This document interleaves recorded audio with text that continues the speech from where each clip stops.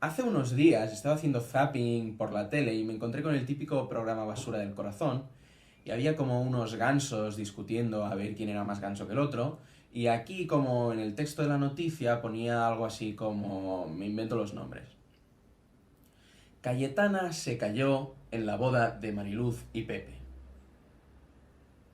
¿En serio? En fin, vamos a lo que vamos.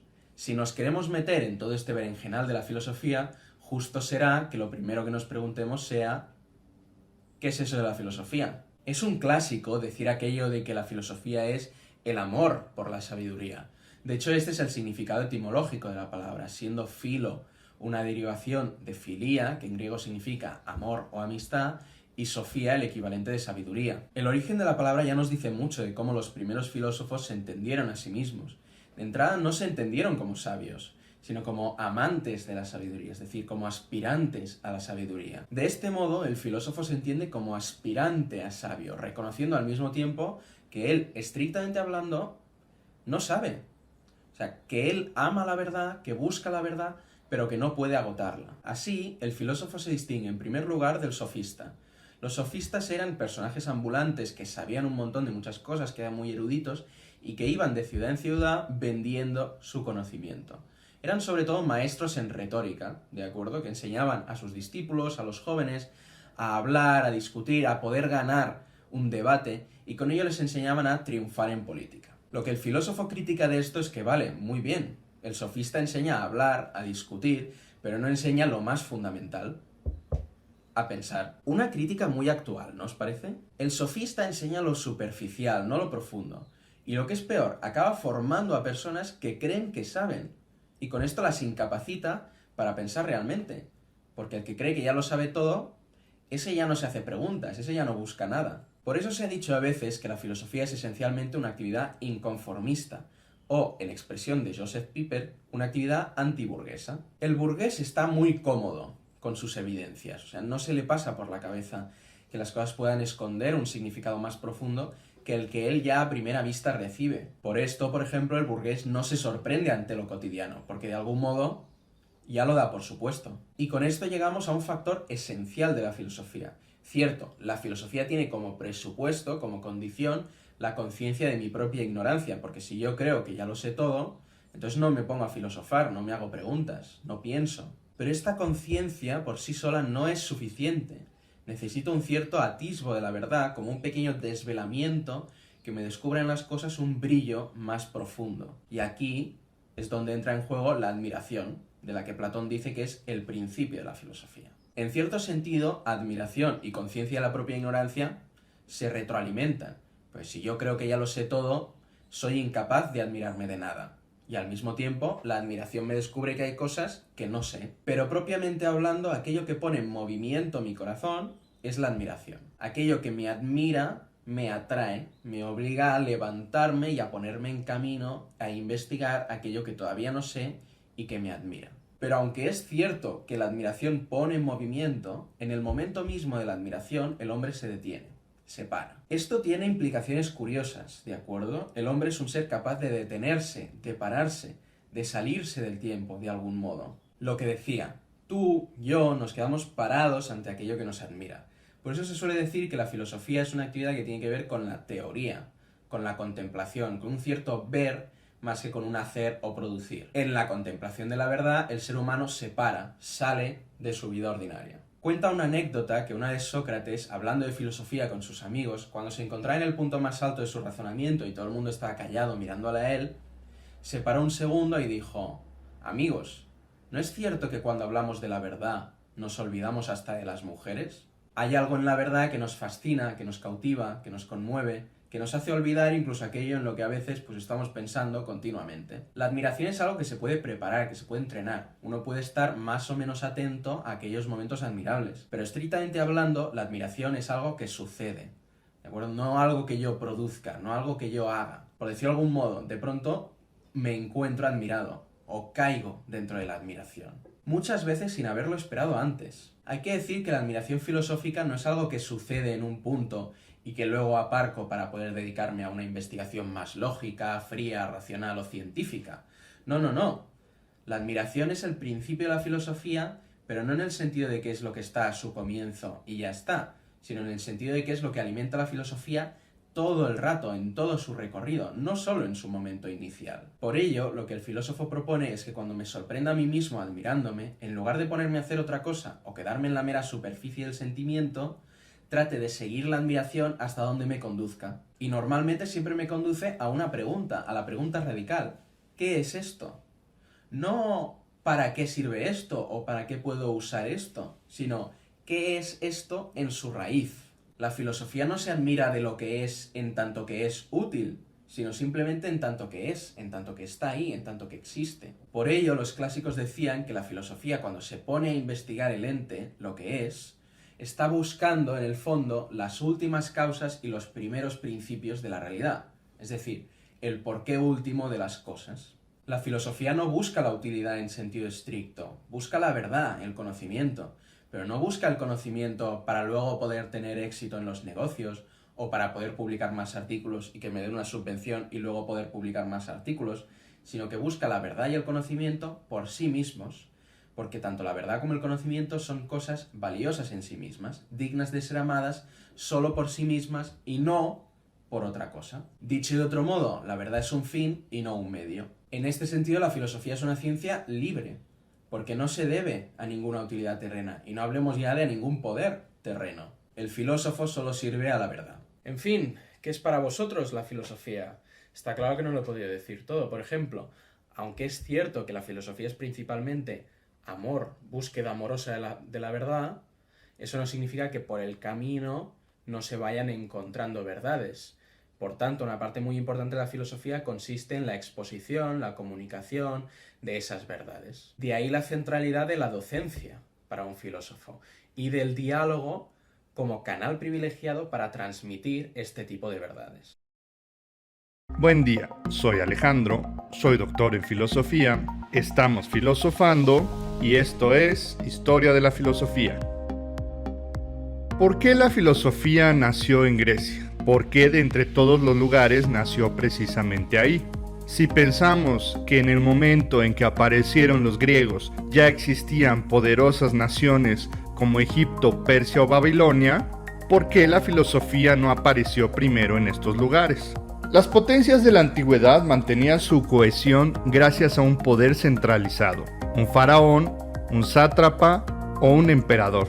Estas culturas innovaron con su tecnología, en la astronomía y en la agricultura, pero la manera en que se ordenaban impedía el libre pensamiento, dado que toda forma de pensar estaba controlada por un gobierno que regía todos los aspectos de la vida, sostenido por la ideología de sus respectivas religiones. La religión de estas culturas era estática y naturalista.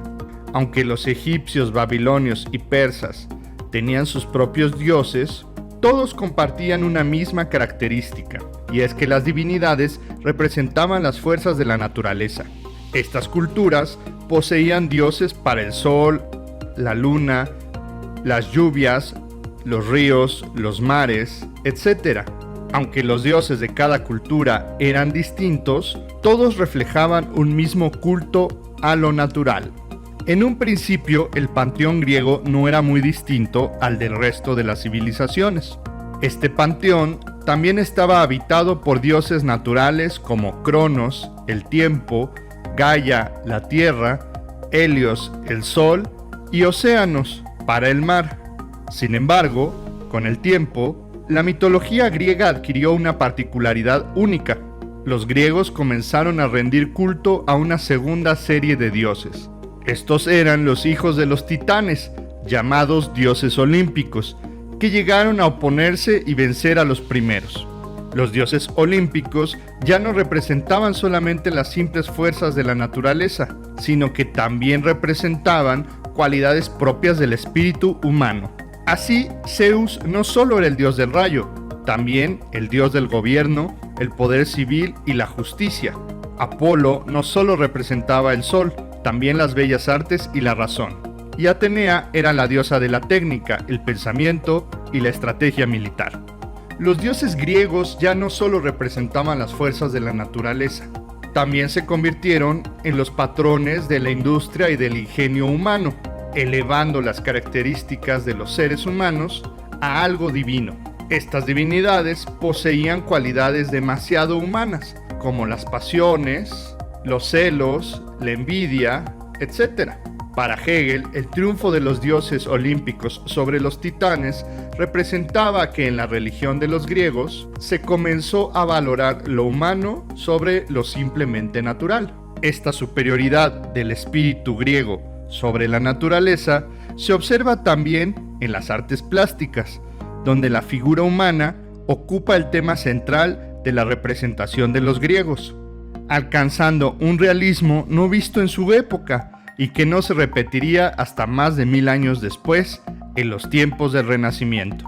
Este desarrollo en la religión y en las artes no hubiera sido posible sin las libertades que poseían los ciudadanos griegos. Recordemos que en la antigua Grecia, el poder no se concentraba en una sola figura, ni siquiera en un solo lugar, dado que esta región estaba conformada por distintas ciudades-estado independientes.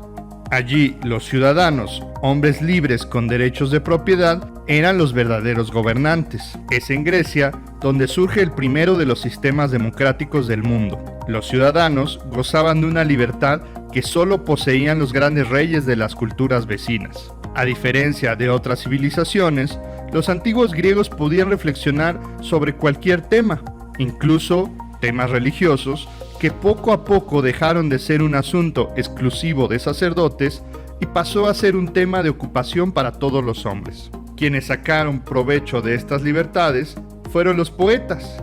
Los poetas recopilaron las historias populares de los dioses o incluso llegaron a componer nuevas.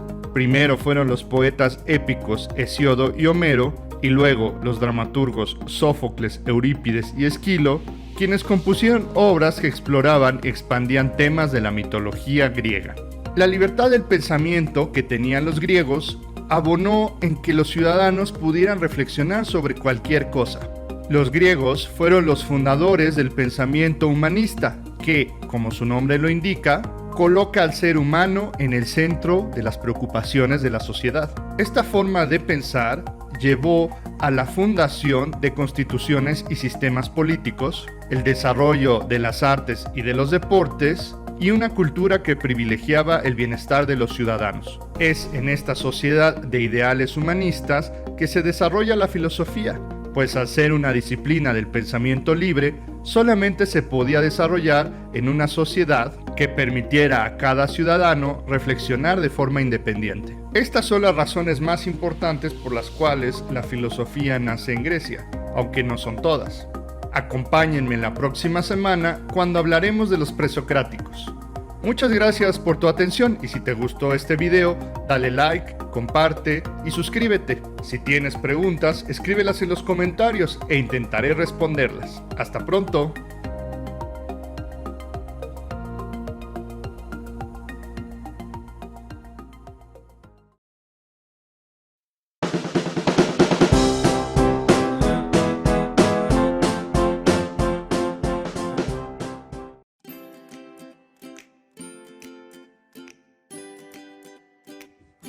Vamos a ver quiénes fueron los primeros filósofos llamados filósofos antiguos o presocráticos. Pre significa en latín antes de, por tanto, presocráticos quiere decir que estos filósofos fueron anteriores al gran filósofo Sócrates. Sócrates nació en el siglo V a.C., así que la franja temporal en la que nos moveremos será entre el siglo VII y V a.C. Tales de Mileto ostenta el título de primer filósofo. Decían de él que era un sabio distraído, un hombre de gran inteligencia que viajó por Egipto y Caldea, donde aprendió conocimientos matemáticos e hizo observaciones que le serían de gran ayuda en sus investigaciones. Imagínate que estás frente a una pirámide con la única herramienta de un palo y te pido que midas la pirámide con la ayuda del sol. ¿Sabrías hacerlo? Yo tampoco, pero Tales sí sabía. De hecho, ha pasado a la historia de las matemáticas por darle nombre a una serie de teoremas sobre triángulos semejantes. Tales de Mileto se preguntó cuál podría ser el elemento originario del que proceden todas las demás cosas. El principio del universo, lo que conoceremos a partir de ahora con la palabra griega de argé. Probablemente Tales observó que donde hay agua crece la vegetación y la vida, pero sin ella no. y esto le llevó a creer que el agua fue el elemento primero que posibilitó la vida. Conocemos un papiro egipcio que recoge las frases de Tales, y en él dice: «Al principio era la masa líquida primordial, el agua, en cuyas profundidades se agitaban los gérmenes de las cosas». En otra sentencia dice: «El origen fue el agua, y la tierra se formó sobre ella». Otra idea interesante de Tales es el hilozoísmo. Tales se percató de que algunas piedras magnéticas atraían el hierro. Esto le parecía una prueba de que el mundo está penetrado por una fuerza vital, que la materia es como un organismo biológico que está vivo. A esta concepción la conoceremos como hilozoísmo, que en griego quiere decir materia y vida. El siguiente filósofo que vamos a ver se llamaba Anaximandro de Mileto. Como ya habréis adivinado, era de Mileto al igual que Tales. Nació a finales del siglo VII a.C. Anaximandro era un genio. Fue el primer ser humano, que sepamos, en formular la hipótesis de que la Tierra no era plana. Él defendía que era esférica. También creía que el universo era infinito. ¿Sabéis qué famoso científico formuló esta hipótesis años más tarde? Pues sí, Einstein. Anaximandro también fue el primer pensador que intentó explicar el origen del ser humano racionalmente. Se dio cuenta de que cuando nacemos somos muy débiles y necesitamos protección. Esto le llevó a creer que quizá los primeros seres humanos se hubieran creado en un medio menos peligroso como el agua. Ok, quizá no pensó en los tiburones. Lo cierto es que hay tesis biológicas que afirman que la vida no comenzó en la Tierra sino en el agua, así que no estaba tan desencaminado. Anaximandro no estaba de acuerdo con Tales de Mileto en que el arjé fuese el agua. Él creía que el arjé no podía ser algo tan concreto, ya que tendría que ser algo que explicara la derivación de todas las cosas. Él decía que el arjé debería de tener las siguientes características: ser algo inmortal, indestructible, eterno, sin envejecimiento, que no haya sido engendrado pero que de él se deriven todas las cosas. ¿Cómo le llamará Anaximandro a este elemento indeterminado? Pues le llamará, pues esto mismo, indeterminado, que en griego se dice apeiron. El siguiente filósofo que estudiaremos también era de Mileto. Se llamaba Anaxímenes y nació en el siglo VII a.C. Anaxímenes está influenciado por Anaximandro. Acabamos de ver que Anaximandro decía que el arjé era lo indeterminado. Anaxímenes sustituye esa indeterminación por un elemento físico concreto. Dirá que el aire es la sustancia básica y originaria del mundo. Anaxímenes se fijó en que si soplamos con los labios bastante cerrados, el aire sale frío, haced la prueba, pero si lo hacemos con la boca muy abierta, el aire es cálido. Esta observación le llevó a creer que el aire, al rarefactarse, se calienta y llega a ser fuego, y que al condensarse se enfría y se convierte en viento, nubes o lluvia. Hoy sabemos que Anaxímenes estaba equivocado, pero aún así tiene mucho mérito su teoría porque fue el primer filósofo que intentó explicar un mecanismo de cambio. Esto es, cómo un elemento se va transformando y dando lugar a otras cosas. A Heráclito lo apodaban el Oscuro. Esto ya nos da una pista de que es muy difícil interpretarlo. Le gustaba escribir de forma enigmática. Heráclito creía que el arjé del universo es el fuego. Probablemente debamos entender esta afirmación como una metáfora y no en sentido literal. Decía que el mundo siempre fue, es y será fuego, y que las cosas individuales salen del fuego y vuelven a él, creándose así un ciclo cósmico. No os preocupéis si no lo habéis entendido muy bien, ni siquiera los filósofos profesionales se ponen de acuerdo sobre qué quiere decir esto. Heráclito también defendía que en el interior de cada cosa hay una estructura contradictoria. La oposición es lo que le da sentido a los elementos. Por ejemplo, si nunca hiciera frío, no podríamos hablar de calor, pues el frío y el calor se dan sentido mutuamente. Si no existiera un término, el otro se diluiría. Todo este fluir está regido por el logos, una razón única que rige el universo y que todo lo organiza y orienta. La idea más famosa de Heráclito es que el mundo está en constante movimiento. No es posible descender dos veces al mismo río, pues si te sumerges en el río dos veces, el agua será diferente y nosotros seremos más viejos. Cuando decimos que todo está en movimiento, no nos referimos solo a un movimiento local, debemos entender movimiento en un sentido amplio, como cualquier tipo de cambio. Si estamos de acuerdo con Heráclito en que todo está en constante cambio, se nos presenta una dificultad. ¿Cómo podemos conocer algo si ese algo está en constante transformación?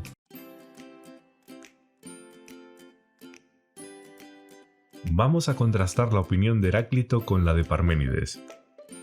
Parménides era un filósofo con una forma de pensar muy peculiar. No creía que haya habido un arjé. Ahora veremos cómo lo argumentaba, pero antes quiero haceros una advertencia. Su filosofía es muy abstracta. Intentad digerirla lentamente para que no os dé un calambre cerebral. Parménides decía que si no hubiera nada, no se puede generar algo de la nada. Él explica mediante tautologías o razonamientos circulares que el ser es y el no ser no es. Moverse, cualquier tipo de cambio, significaría pasar del ser al no ser o del no ser al ser, y esto es imposible, pues todo aquello que existe procede de otra cosa anterior y no de la nada, por lo que solo existe el ser. La consecuencia que se sigue de este razonamiento es que el movimiento es imposible. No se puede decir que una cosa no sea y sea al mismo tiempo, pues sería contradictorio. El no ser no es, lo único que nos queda es el ser que siempre fue. Así que es eterno, y si es eterno no podemos hablar de un origen del universo. Por esta razón cree Parménides que no hay un arjé. La tesis de Parménides nos lleva a pensar que nuestros sentidos nos engañan. Aunque veamos movimiento, este es ilusorio. Nos tenemos que fiar más de la razón que de lo que percibimos. Se siembra aquí la semilla de un debate gnoseológico, esto es sobre el conocimiento, que llegará hasta nuestros días. El pitagorismo es un movimiento filosófico nacido en el siglo V a.C. y que durará varios siglos. Lo inició Pitágoras de Samos. Este pensador fue una especie de líder religioso, tenía muchos seguidores que lo adoraban como si fuera una especie de dios. Los seguidores de Pitágoras tenían como regla básica guardar los conocimientos en secreto. Por suerte a los humanos nos encanta contar secretos, por lo que se filtraron algunas de las teorías que ahora expondremos. A Pitágoras se le atribuye el descubrimiento de los intervalos musicales regulares. En otras palabras, Pitágoras se dio cuenta de que la música se podía expresar numéricamente. Paralelamente se preguntarán, ¿se podrá someter toda la realidad a números? Recientemente, un profesor de matemáticas de la Universidad de Oxford, Marcus Duchateau, dijo: las matemáticas nos ayudan a descubrir la lógica que subyace al mundo tan complejo y caótico en el que vivimos. Del mismo modo que en Internet todos los textos e imágenes que ves se pueden reducir a código binario, a unos y ceros, ¿será cierto que la matemática gobierna y constituye la realidad?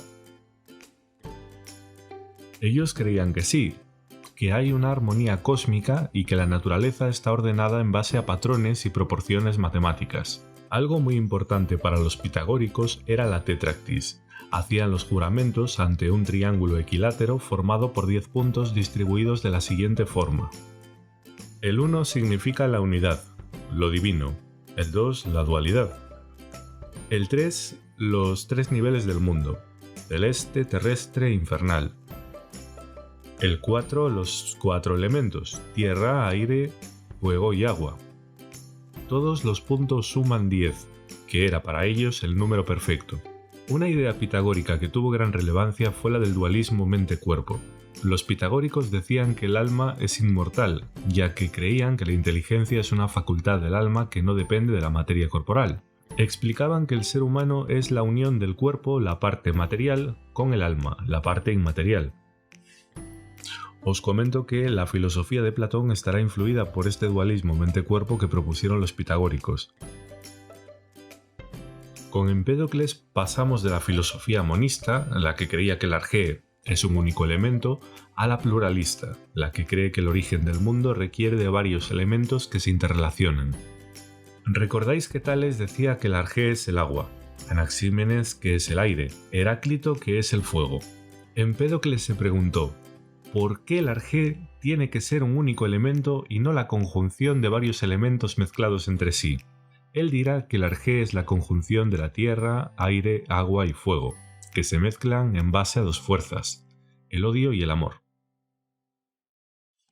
Anaxágoras creía que todo se compone de semillas. No os imaginéis la semilla de una sandía, estamos hablando de partículas infinitamente pequeñas con las siguientes características. Son materiales, indestructibles, inalterables, invisibles y están formadas de todas las cosas en diferentes proporciones. Para que os vaya sonando, os comento que Aristóteles llamará a estas semillas homeomerías. Anaxágoras se preguntará, ¿por qué en el extremo de mis dedos crecen uñas y no, por ejemplo, pelo? Veamos cómo lo explicaba Anaxágoras. Aunque las semillas de las que hablaba son infinitamente pequeñas y no podemos verlas, vamos a representarlas visualmente. Este sería un ejemplo de semilla en la que predomina el elemento uña. Contiene todas las cosas que hay en el universo, pero contiene en especial el elemento uña. Así que, para que me crezcan las uñas, este tipo de semillas deberían agregarse en los extremos de mis dedos. ¿Pero cómo lo hacen? Él dirá que a través de la naos. ¿Y qué es la naos? Pues la naos es una inteligencia que perpetra y ordena el universo. Es la responsable de la armonía cósmica. La naos hace que las semillas se mezclen o se disgreguen, provocando la transformación de las cosas. Anaxágoras decía que el ser humano es el animal más inteligente porque tiene manos. ¿Estáis de acuerdo con Anaxágoras en que la interacción mano-cerebro fue decisiva para la inteligencia humana? Podéis dejar vuestra opinión en los comentarios. Pasamos al último filósofo que se suele incluir entre los presocráticos, pero que en realidad no es anterior sino contemporáneo a Sócrates. Estamos refiriéndonos a Demócrito. 2200 años antes de que se creara la teoría atómica, Demócrito ya suponía, mediante las herramientas del intelecto, que el átomo existía. Probablemente se inspiró en la imagen de las pequeñísimas motas de polvo volando para creer que debería de haber una materia tan pequeña que no se pudiera dividir. Llamó átomo a la unidad mínima indivisible. En sentido etimológico, átomo quiere decir aquello que no puede ser cortado.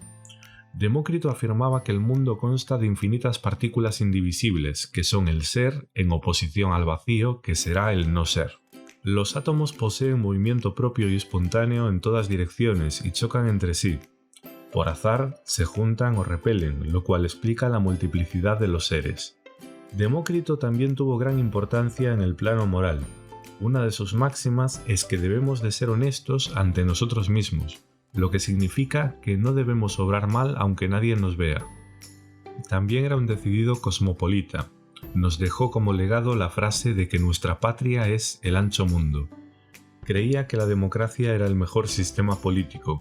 Decía que era preferible vivir pobre y en libertad que rico y en una oligarquía tiránica.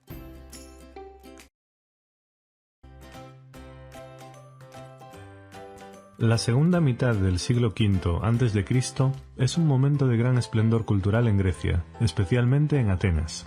El gobernante elegido por el pueblo era Pericles, un político y estratega brillante que se dedicó a promocionar las artes, la literatura y comenzó la construcción de templos como el Partenón, por cierto, el templo más imitado de toda la historia. Habían concluido las guerras médicas contra los persas. Los atenienses habían alcanzado la victoria, de ahí se desencadena un sentimiento de orgullo nacional y de colaboración ciudadana, pues todos tuvieron que participar para vencer en la guerra. La forma de gobierno de Atenas era una democracia asamblearia. Los ciudadanos se reunían en el ágora y debatían los diferentes asuntos políticos. En este contexto, saber hablar y defender tus ideas era esencial.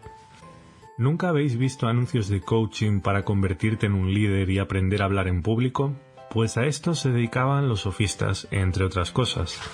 Tú, jovencito, que pareces un poco hipster, ¿quieres ser un orador eficaz y dominar el arte de la retórica para triunfar en el ágora? Los sofistas, palabra que quiere decir sabio en griego, te enseñarán el arte de la retórica y la oratoria, eso sí, por un módico precio. Los sofistas fueron los primeros filósofos profesionales. Recibían un salario a cambio de sus enseñanzas, lo cual fue bastante polémico. ¿Alguna vez habéis visto que acusan a un youtuber diciéndole «solo estás aquí por el partner y por el dinero, eres un vendido»? Bueno, pues algo parecido le decían a los sofistas. El mismo Sócrates llegó a considerar que recibir dinero por enseñar era una forma de prostitución, pues se privaban a sí mismos de su libertad, ya que se veían obligados a conversar con los que pudieran pagar sus honorarios, mientras que él era libre para disfrutar de la compañía de quien quisiera. Protágoras fue uno de los mayores representantes de la sofística. Era un viajero incansable.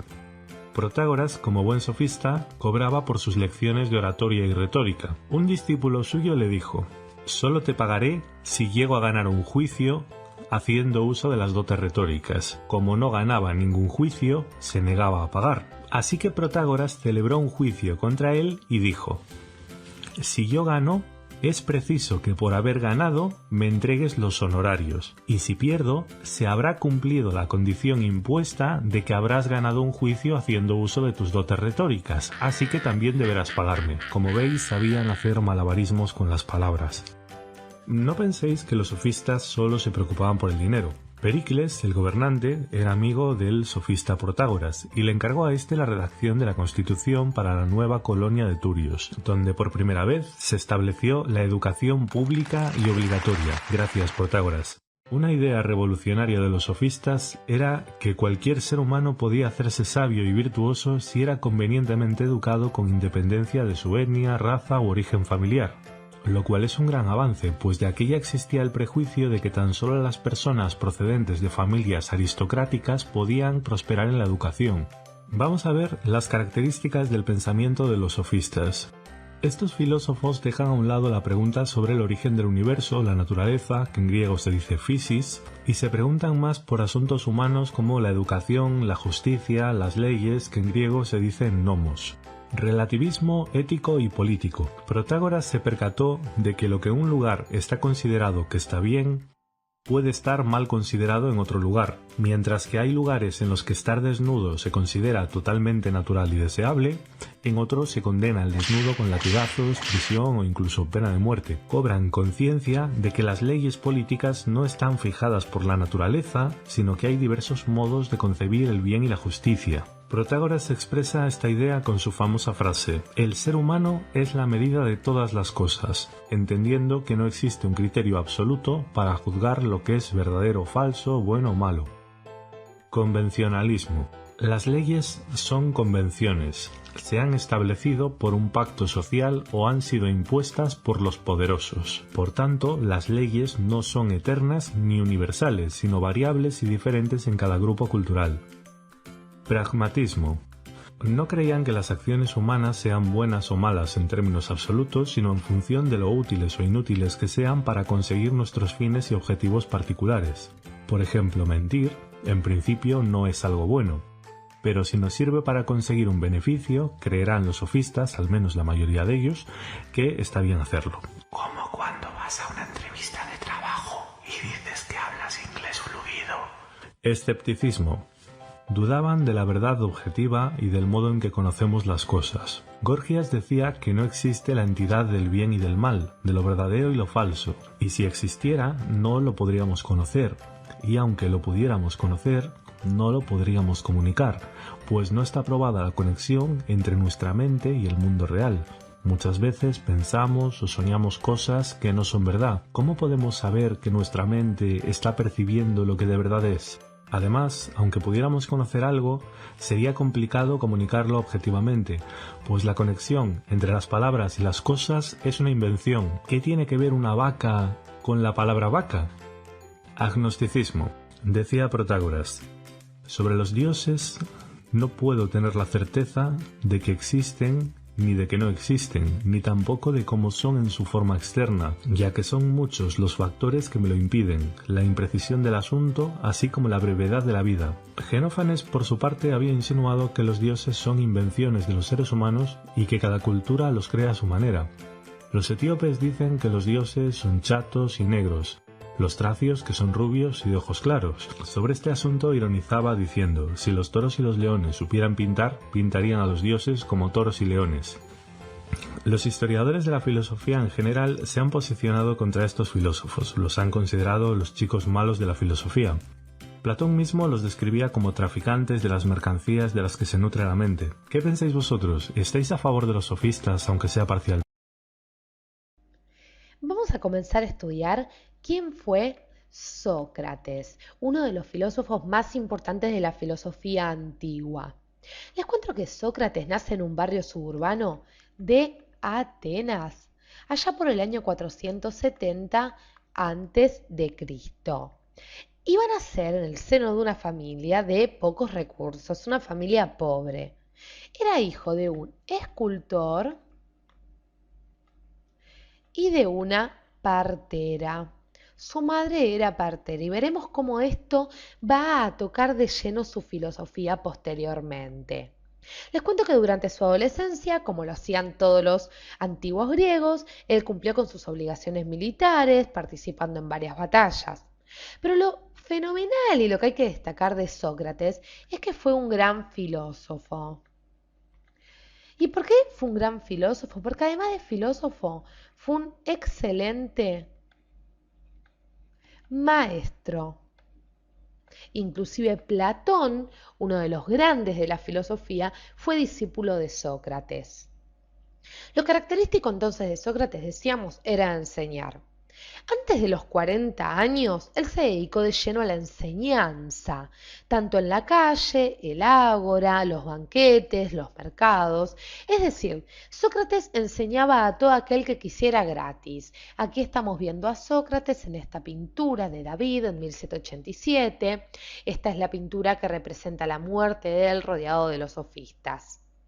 Entonces, como decíamos, él enseñaba a todo el que quisiera gratis y estimulaba todo el tiempo al oyente a hacer una especie de examen de conciencia.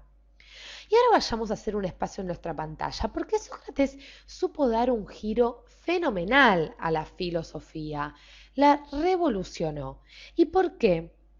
Este giro ya se venía gestando con los sofistas. ¿Qué va a hacer Sócrates y también los sofistas? Van a hacer de la filosofía una especie de servicio para el hombre. Servicio para el hombre. Es decir, la filosofía pretendía a Sócrates que sea una especie de guía práctica que guía al hombre en su vida. La filosofía es enseñar a saber vivir. Enseñar a saber vivir.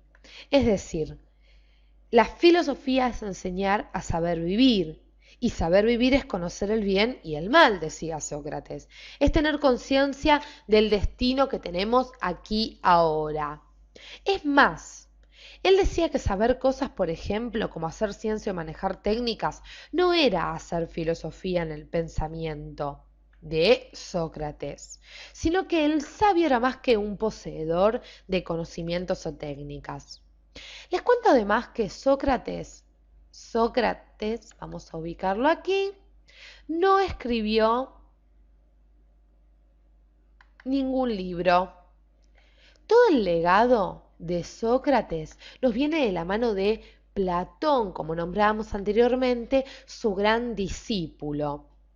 Es más, muchos dicen que él desconfiaba de escribir o de dejar algo por escrito por miedo a que los posteriores lectores se confundieran o interpretaran más de lo que en realidad él quería decir. Toda su filosofía, entonces, como decíamos, fue transmitida por medio de charlas. El diálogo con sus discípulos, o sea, el diálogo que tenía con Platón, por ejemplo. Y Platón va a traducir su filosofía, nos va a traer su filosofía, va a dejarla por sentado a través de sus diálogos. Toda su filosofía, todo su legado, fue a través de la interacción de sus oyentes. Es decir, él, Sócrates, con sus oyentes, establecía diálogos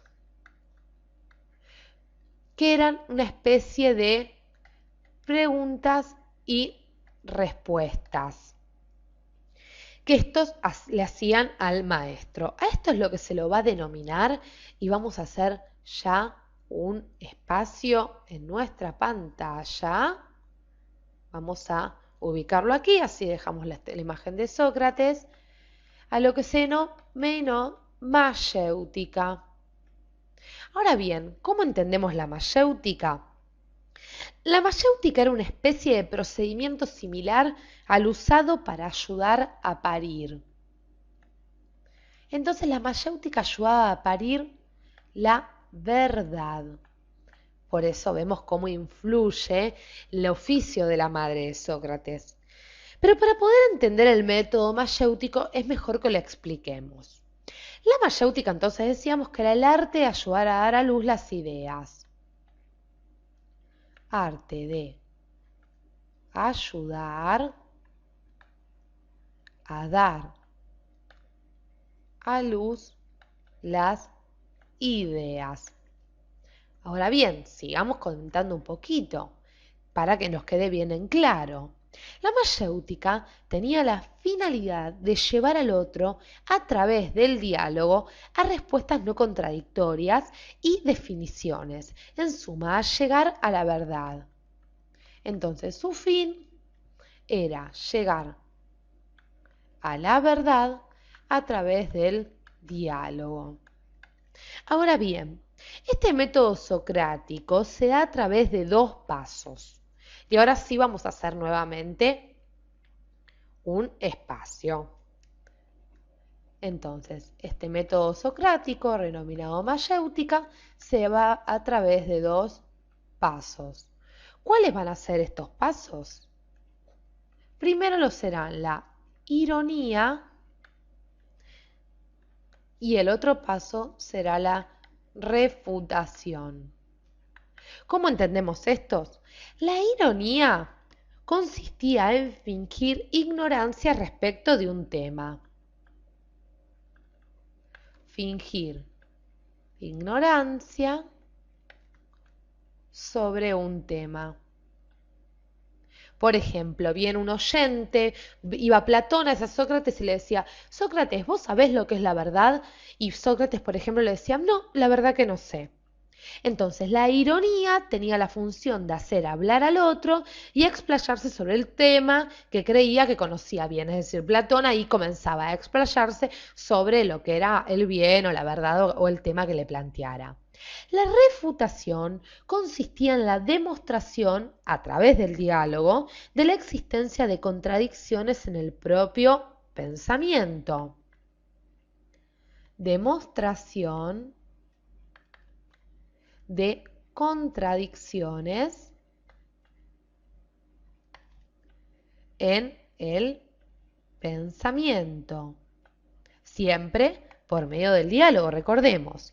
Y tenía el objetivo, si se quiere, de anular las ideas falsas y llevar al otro a tomar conciencia de su propia ignorancia. O sea, por medio de la refutación, Sócrates le quería hacer ver a Platón, en caso de que éste estuviera equivocado, que lo que estaba diciendo estaba mal, que era contradictorio o era falso.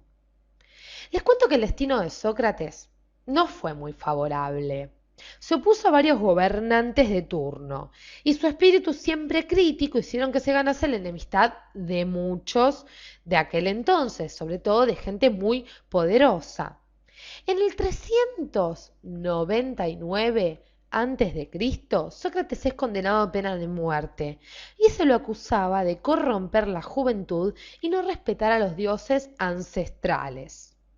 Sócrates va a ser condenado finalmente y va a morir luego de beber cicuta, rodeado de amigos y discípulos que lo acompañaron hasta el fin. Por eso volvamos a la imagen que nosotros teníamos al principio.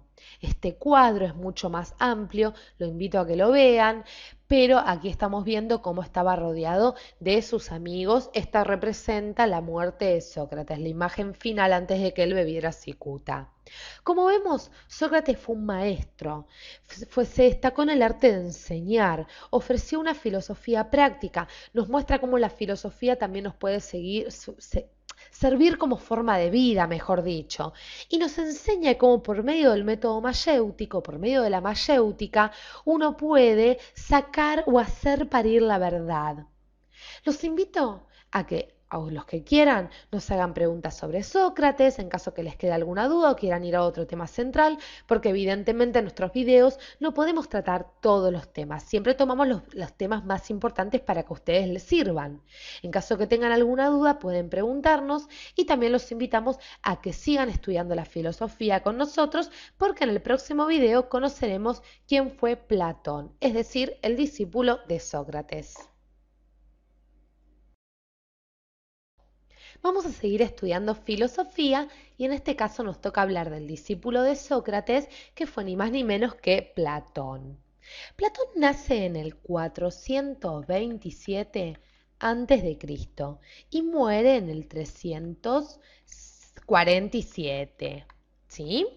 Muy bien, les cuento que Platón viajó por Egipto, recorrió toda Grecia, Sicilia, inclusive les cuento que se dice que sus últimos viajes le ayudaron a formar su filosofía política.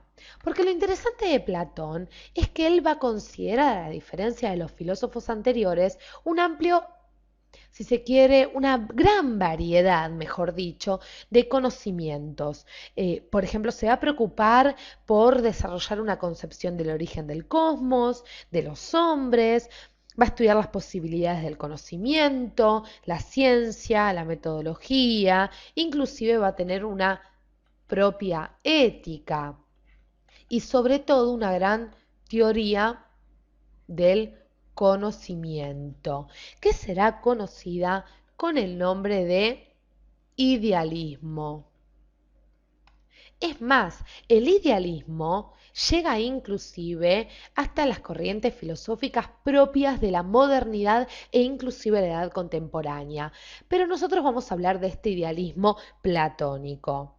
Para poder hablar de la filosofía de Platón, la imagen que estamos viendo, recordemos, de la Escuela de Atenas, parte de este fresco de Rafael, nos está mostrando cómo Platón está señalando hacia arriba. Y ya mismo les voy a contar por qué Platón señala hacia el cielo. Pasemos primero a esta imagen que nosotros tenemos del hombre, porque Platón, tomando también, se quiere, quizás siendo influenciado por los pitagóricos, como veíamos en el video anterior, va a considerar que el hombre es un compuesto de alma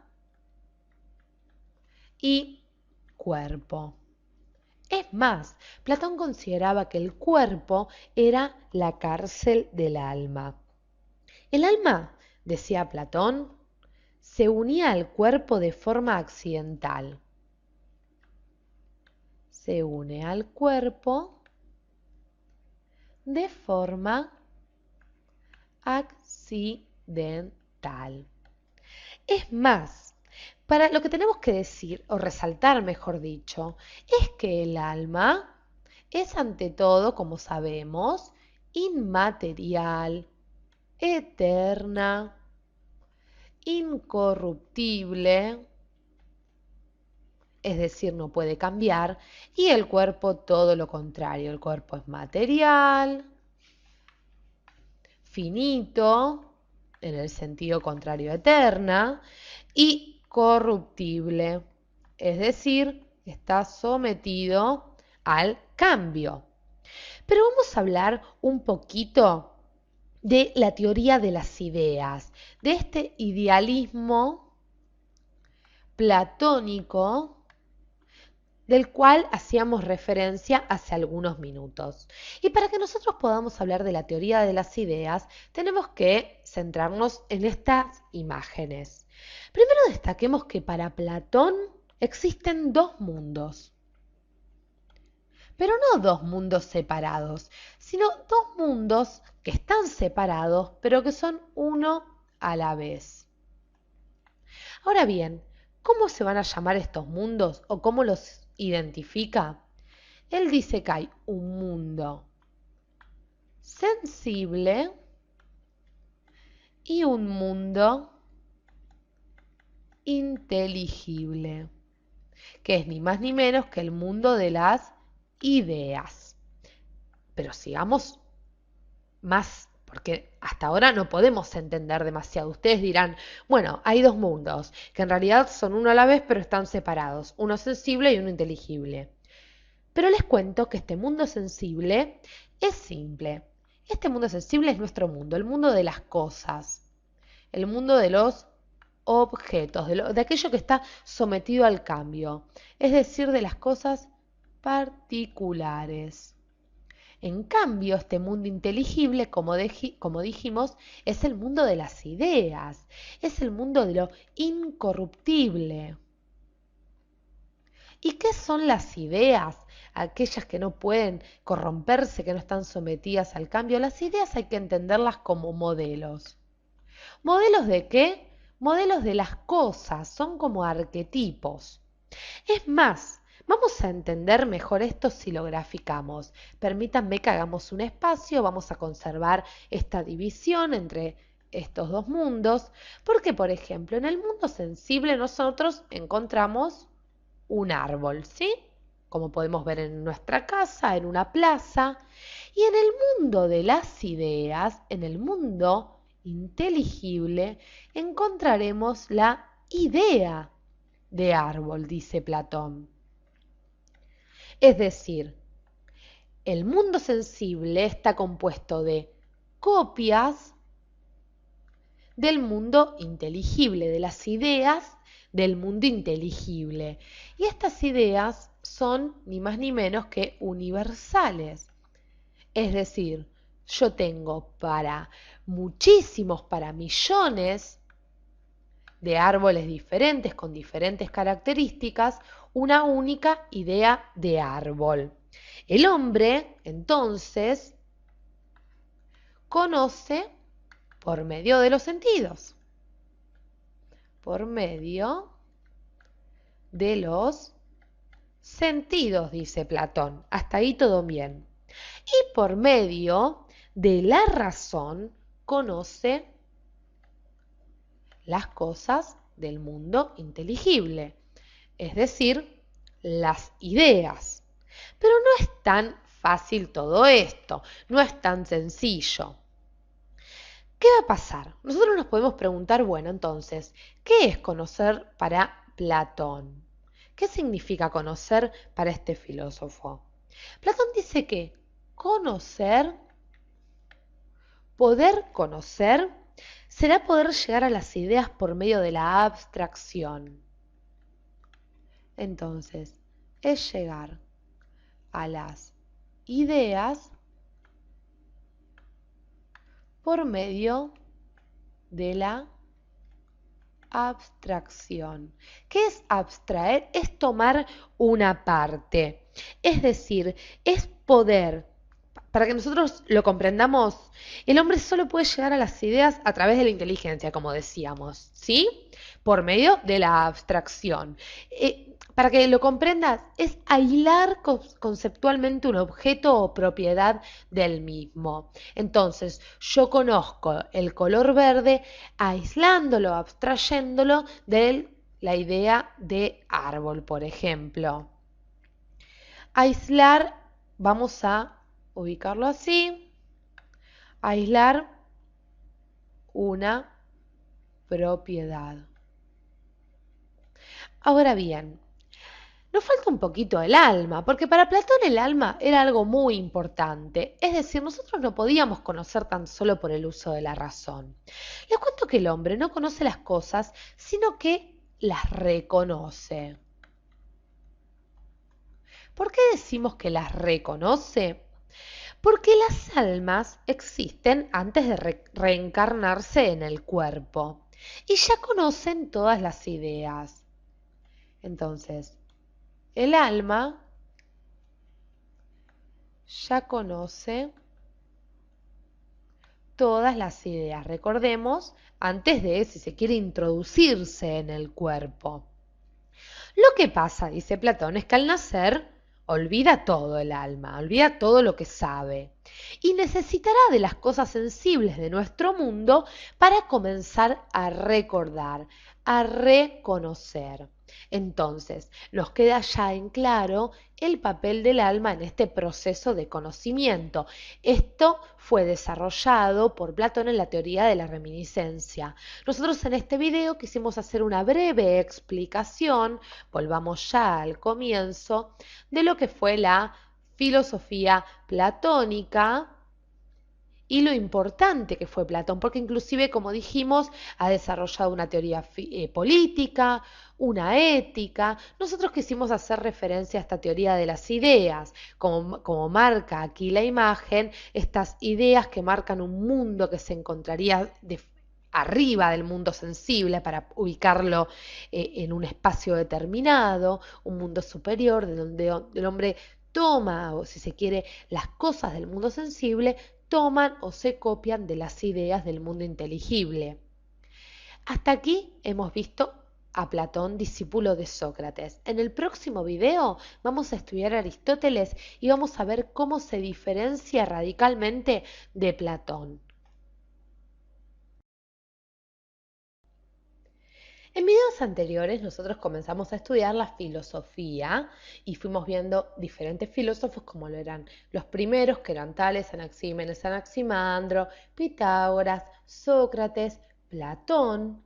Y Platón, este señor que vemos aquí en el fresco de Rafael, la Escuela de Atenas, tendrá un discípulo, que será ni más ni menos que Aristóteles, que es este señor que vemos al lado de Platón.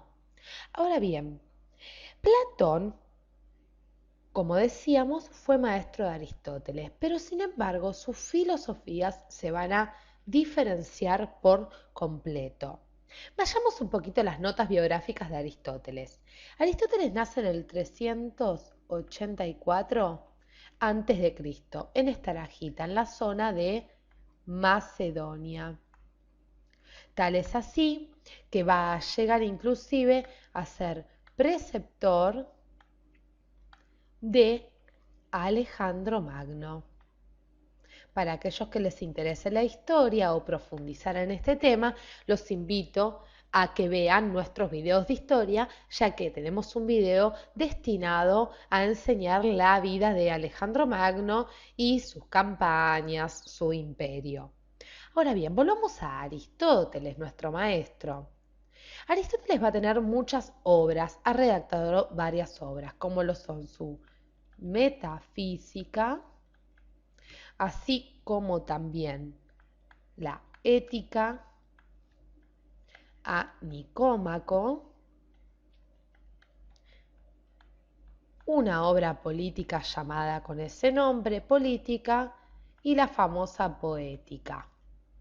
Ahora bien, como vemos, tal como lo hizo Platón, también Aristóteles revolucionó la filosofía e tocó todos los temas habidos y por haber hasta ese momento, los temas de interés. Vamos a pasar a estudiar de lleno la filosofía aristotélica. Esta obra que estamos viendo es llamada Aristóteles contemplando el busto de Homero y la pintó el famoso Rembrandt en el año 1653. Pero lejos de este detalle estético en nuestro video, nosotros lo que queremos resaltar es que para Aristóteles la filosofía, o mejor dicho, él la definió como la ciencia de las primeras causas. La filosofía entonces es la ciencia de las primeras causas, es decir, la ciencia de los primeros principios de todo lo que hay en la realidad, en el mundo. En su obra Metafísica, que nosotros la nombramos hace algunos segundos, él hizo una especie de repaso por la filosofía anterior, por los pensadores anteriores. Inclusive va a decir que los milesios, recordemos, estos primeros filósofos tales Anaxímenes, Anaximandro, decía que ellos fueron los primeros en filosofar por el hecho de que buscaban el arjé, es decir, este principio primordial para poder explicar el origen de las cosas y que fueron los primeros en introducir los elementos naturales como explicación natural al origen del cosmos. Por eso se debían destacar dentro de lo que era la historia de la filosofía. Pero al llegar a su maestro, es decir, al llegar a Platón, Aristóteles va a decir, no estoy muy de acuerdo. Aristóteles opina, o mejor dicho, critica la separación que hace Platón, critica la división, como decíamos, que hace Platón entre las cosas sensibles y las ideas que imitan estas cosas sensibles. Es decir, lo que va a criticar fundamentalmente es esta división entre mundo sensible e inteligible. Pero vayamos a hacer un espacio en nuestra pantalla porque hay mucho más que decir de la filosofía aristotélica. Ustedes dirán, bueno, Aristóteles se dispuso a criticar la filosofía de su maestro, pero ¿qué tenía para ofrecernos ellos? Primero que Aristóteles pensaba que una cosa no puede estar separada de su sustancia u entidad, porque si esto es así no puede ser conocida ni explicada. Y estamos introduciendo en nuestra pantalla un concepto que hasta el momento en nuestros videos no hemos tocado, que es el concepto de sustancia. Si nosotros pensamos en la sustancia, quizás pensamos en algo líquido, ¿sí? Nos remite a alguna pócima, algo así. Pero la sustancia, para Aristóteles, aquello que él llamaba ousia en griego, era lo que es en tanto que es. Y seguramente se están haciendo un lío tremendo, porque lo que es en tanto que es, lo podemos entender como una especie de esencia, para que ustedes más o menos se den una idea. Es aquello que ayudaba a que la cosa sea lo que era. Pero vayamos por partes, no se desesperen, amigos, porque Aristóteles dice que la sustancia era un compuesto de materia y forma. Por materia entendemos aquello de la que la cosa está hecha, aquello de lo que la cosa está hecha. Es decir, en el caso de la silla, la madera. Si fuera una silla de madera, en el caso de una silla de plástico, el plástico. Y por forma, entendemos la determinación de una cosa. La determinación esencial de una cosa. Es decir, lo que hace que la cosa sea lo que es. Lo que es en tanto que es. Lo que hace que la cosa sea lo que es. Lo que hace que la silla, por ejemplo, sea silla y no mesa. Para que a ustedes les quede bien puesto el ejemplo. Materia y forma, entonces, son dos conceptos claves que nos van a explicar o que hacen, mejor dicho, que la sustancia sea algo determinado, algo único. Por ejemplo, en la fabricación de una silla de madera, volviendo al ejemplo, se pasa de algo que es madera, es decir, algo que es materia, al objeto silla. Ahora bien, nos falta un concepto más dentro de esto, que es la sustancia. Y es aquello que se denomina accidentes de la sustancia. ¿Qué son los accidentes de la sustancia? Los accidentes de la sustancia los vamos a entender si los nombramos. Son la cualidad, la cantidad, la relación, el lugar, el tiempo, así como también la posición posición, la posesión y también la acción y pasión. Es decir, son accidentes. Vamos a explicarlo mejor con el ejemplo que nos da Aristóteles. Por ejemplo, si nosotros tomamos un hombre o un caballo, la sustancia, supongamos que es un hombre o un caballo, ¿sí? Por tomar dos objetos. La cantidad sería, por ejemplo, 2 pies en el caso del hombre o 4 patas en el caso de un caballo. La cualidad sería, por ejemplo, blanco, negro, trigueño, refiriéndonos, por ejemplo, al color de la piel. La relación sería, por ejemplo, mayor, al decir este hombre es mayor que el otro. El lugar puede ser, por ejemplo, en su casa, en el patio, en la cocina. El tiempo vendría a ser, por ejemplo, hoy, ayer. La posición podría ser parado, por ejemplo, o sentado. La posesión, por ejemplo, está armado.